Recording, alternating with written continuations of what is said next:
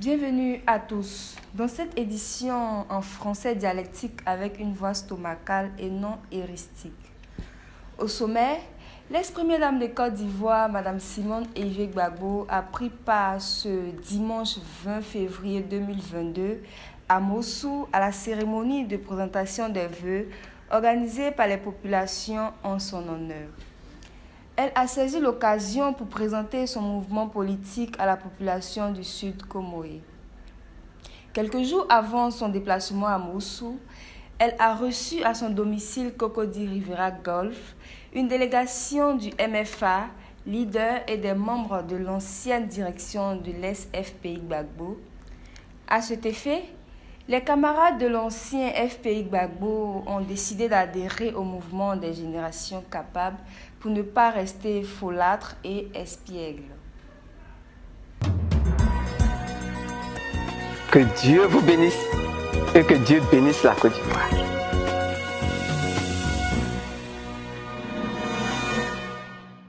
Bonjour mesdames et messieurs et bienvenue si vous me voyez. Madame Simone Eivey Gbagbo, avec son mouvement politique MGC, crée aujourd'hui une effidrause diaphoritique et sudorifique dans tout le pays.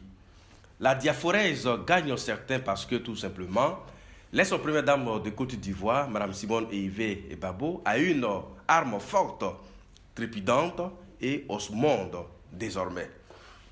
Ce dimanche 20 février 2022, Mme Simone Eivey Gbagbo, présidente d'honneur du mouvement des générations capables, était du côté de Mossoul où elle a pris part à la cérémonie éphéméride de présentation de vœux organisée en son honneur par les populations du Sud Comoé. Ce jour-là, Mme Simone Eivey Gbagbo a saisi l'occasion qui lui est offerte pour répondre à la préoccupation de ses parents quant à son avenir politique. Mais ce que je dis, c'est que vous voyez l'eau comme ça. Si vous voulez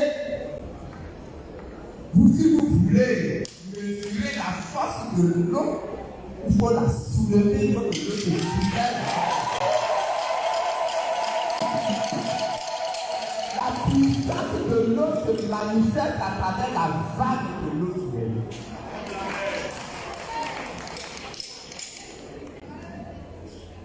Alors, j'ai proposé que le mouvement des générations capables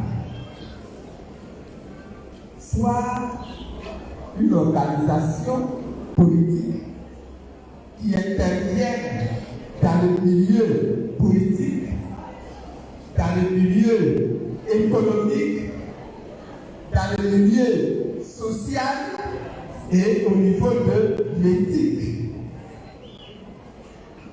Pour que dans ce pays-là, nous puissions être un instrument qui crée, qui façonne cette Côte d'Ivoire nouvelle, avec des hommes nouveaux, avec des hommes dont les mentalités sont transformées, avec des hommes dont les ambitions sont nouvelles.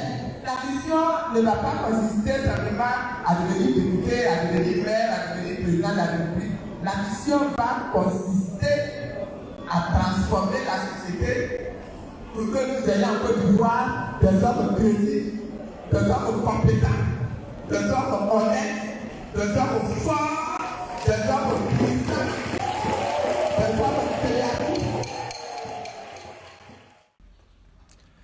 Mme Simone Eivey Gbagbo recevait en audience à son domicile Cocody Rivera Golf une délégation du mouvement des forces d'avenir, le MFA, conduite par son président Alaki Okobena, ainsi qu'une délégation du leader Liberté et démocratie pour le peuple. À l'entame de son discours, l'ex-première dame de Côte d'Ivoire, Mme Simone Eivey Gbagbo, a dit sa joie de retrouver un compagnon téméraire et condisciple de lutte. Elle a par la suite fait une rétrospective de leur lutte menée pour la démocratie en Côte d'Ivoire. Une lutte noble, jugée souvent euphémisme par des dirigeants. c'est avec beaucoup d'émotion que je retrouve le frère Anaki.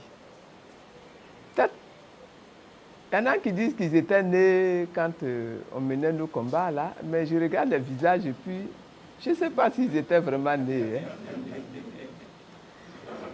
Parce que en 88, nous nous sommes retrouvés dans des plantations, dans les palmeraies du Dabou. Et moi, pour me rendre dans cette palmeraie-là, c'est dans la voiture de Kobena Anaki que je me suis déplacé. Et donc, c'est une vieille relation, vraiment, je le retrouve avec beaucoup de joie, avec beaucoup de plaisir.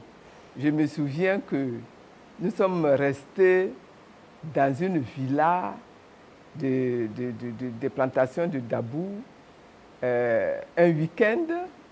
Nous avons travaillé, nous avons fondé le Front populaire ivoirien qui existait déjà dans la clandestinité, mais qu'il fallait formaliser. Et nous l'avons fait avec Anaki Kobina. Et puis, le soir même de notre retour de ces plantations-là, ici à la maison, nous avons ouvert une bouteille de champagne tellement nous étions heureux d'avoir pu poser cet acte historique-là. Et puis Anaki est rentré chez lui, après avoir bu le champagne. Et puis on nous téléphone pour dire Anaki vient d'être arrêté. Aïe! Et ça a été le début d'un grand combat qui a pris les rues d'Abidjan, qui est allé jusqu'à la Maka, qui a mobilisé la presse internationale. Hein, ceux qui étaient nés à cette époque-là ont sûrement retenu tous ces combats que nous menions en criant Anaki, Kobina, libéré, Anaki, libéré, Anaki, de tous les meetings que nous avons pu tenir jusqu'à ce que finalement le frère Anaki soit libéré. Ce combat-là, à cette époque, comme vous l'avez vous-même rappelé, il visait à imposer la démocratisation de notre système politique en Côte d'Ivoire. Nous étions dans le parti unique et nous voulions sortir du parti unique. Nous avons travaillé dans la clandestinité pendant des années. Par la grâce de Dieu, en 1990, nous avons obtenu le multipartisme. La réinstauration, ou plutôt, oui, c'est la réinstauration de la démocratie, parce que notre pays a connu la démocratie par le passé, mais là, nous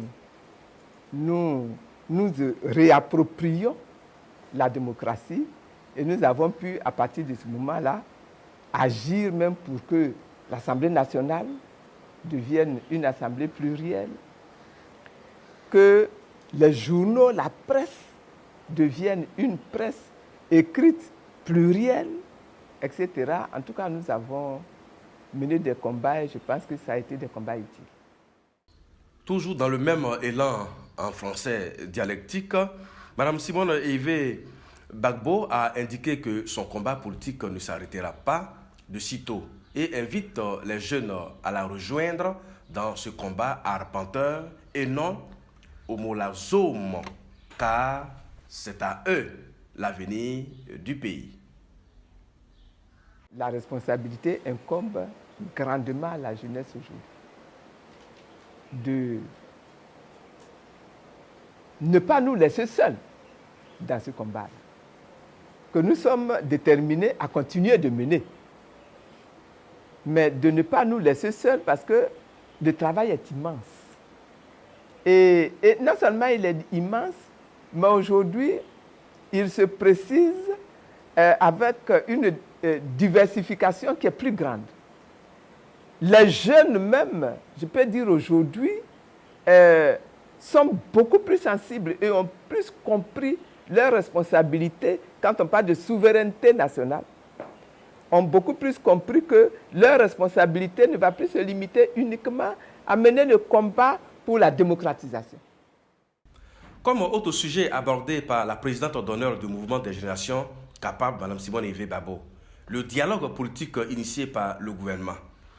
Elle appelle à une participation inclusive de toutes les couches sociales à ce dialogue afin d'éviter une démarche alambiquée, heuristique et almanach.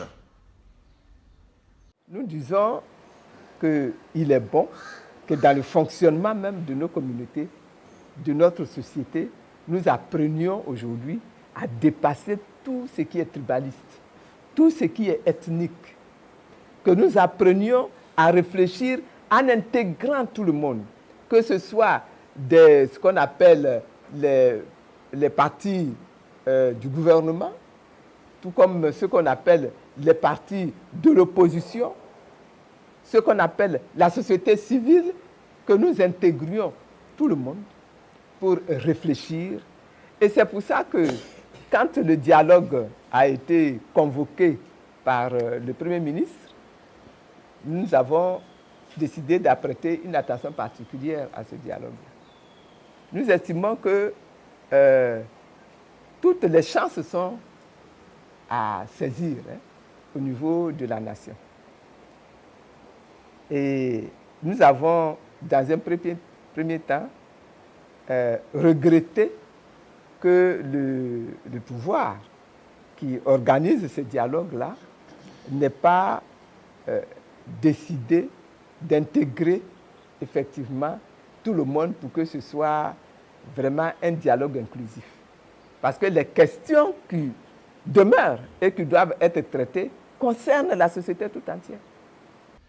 L'ex-première dame de Côte d'Ivoire, Mme Simone Yves Babo, présidente d'honneur du mouvement des générations capables, a reçu la visite de l'ancienne direction de l'ex-FPI Babo à son domicile. L'ex-première dame de Côte d'Ivoire est revenue brièvement sur la crise post-électorale de 2010-2011 et son parcours acariâtre et tarabiscoté dans la politique en Côte d'Ivoire. Nous avons fait du chemin ensemble. Et lorsque la crise est survenue, nous avons pris des coups. Nous avons pris beaucoup de coups. Mais nous avons résisté.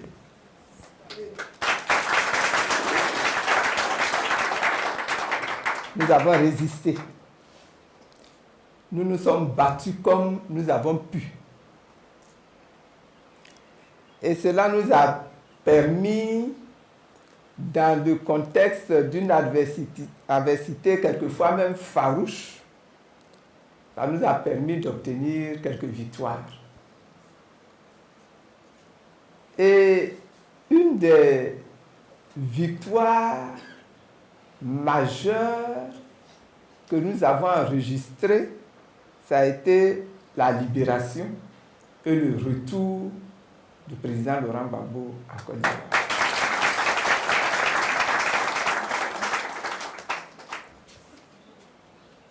Mais aujourd'hui, la lutte doit continuer. Et la lutte continue. Et votre présence ici est vraiment la manifestation très audible de ce que la lutte là, elle est en train de continuer. Face à son auditoire, Mme Simone Yves Babo s'est voulue très claire et fénile en ce qui concerne sa position dans le jeu politique. Elle a décidé de continuer son combat politique à travers le mouvement des générations capables qu'elle a présenté en long et en large à ses visiteurs. Mireille, je pense que le mouvement des générations capables est une privilégiature et thermolabile des Ivoiriens. Effectivement, M. Assovier, il n'y a pas de syphose et bourrure avec le MGC. Donc c'est vraiment la privilégiature des Ivoiriens. La présidente d'honneur du mouvement des générations capables, Mme Simone Eivé Gbagbo, espère à travers ce mouvement transformer les mentalités et promouvoir les grandes valeurs telles que la crainte de Dieu, l'amour de la patrie, l'incorruptibilité, l'intégrité et la rectitude. Pour mener la lutte, pour continuer mon activité là, pour continuer les actions politiques que j'ai l'habitude de mener, j'ai choisi de travailler à travers un mouvement que nous avons dénommé le mouvement des générations capables. Qu'est-ce que le mouvement des générations capables? C'est un mouvement politique, un mouvement citoyen. Le mot citoyen trouble quelquefois mes frères et mes compatriotes. Alors que le mot citoyen lui-même, là, il ramène principalement aux questions de droit, aux questions de devoir politique dans la cité. Donc c'est un mouvement citoyen. C'est pourquoi il faut comprendre que le MGC est une organisation dont la vocation amène à faire de la politique et en même temps à intervenir dans le domaine social, dans le domaine économique, dans le domaine de l'éthique, dans le domaine juridique, etc. C'est donc un mouvement qui a une base très large. Bien mélangé.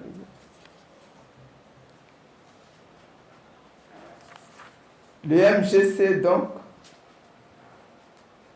fait de la politique au même titre que toute autre organisation, mouvement ou parti politique. Il va chercher à impacter la population, à impacter le pays, à conquérir des postes et des sièges politiques au plan national comme au plan local. Mais en plus, il va veiller à être très concret, très actif pour impacter, pour transformer les mentalités des Ivoiriens, les comportements des Ivoiriens, l'activité en Côte d'Ivoire, la production en Côte d'Ivoire, etc. Autrement dit, le mouvement des générations capables est l'instrument de lutte politique que je vous propose. Vous venez de suivre l'édition spéciale qui s'est vouée à Mme Simone Eivé Gbagbo, présidente d'honneur du mouvement des générations capables. N'oubliez pas que Mme Simone Eivé Gbagbo est une maman range, finaude, dans le sens du thème. Merci Mireille de cette précision détail. Merci de nous avoir suivis avec votre temps précieux. À bientôt. Que Dieu vous bénisse et que Dieu bénisse la Côte d'Ivoire.